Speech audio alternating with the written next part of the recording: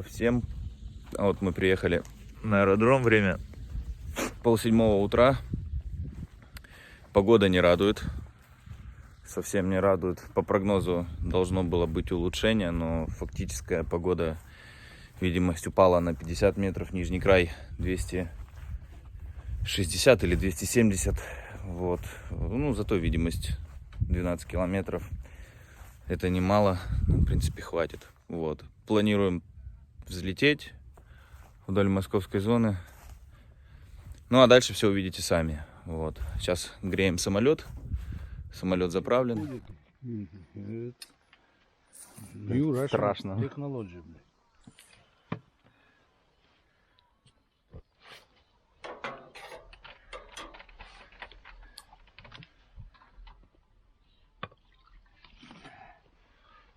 Соточку ему туда.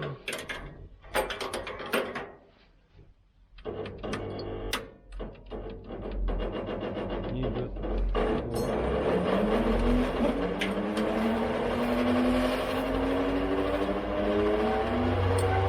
Если все работает из года в год. Сергей! Из года в год. Как вы там, блядь? Это какой-то, блядь.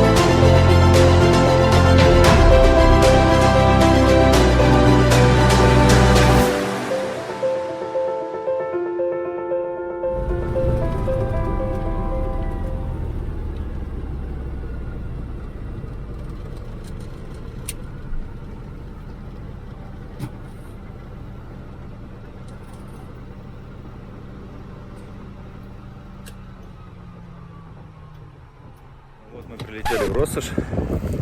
Погода ветреная. Сейчас будем заправляться и погоним дальше. Сейчас Еще один планчик отправим. Пойдем по границе с Украиной. Вот она. Пойдем, а дальше вы все увидите сами. Да? 75. Даже 80.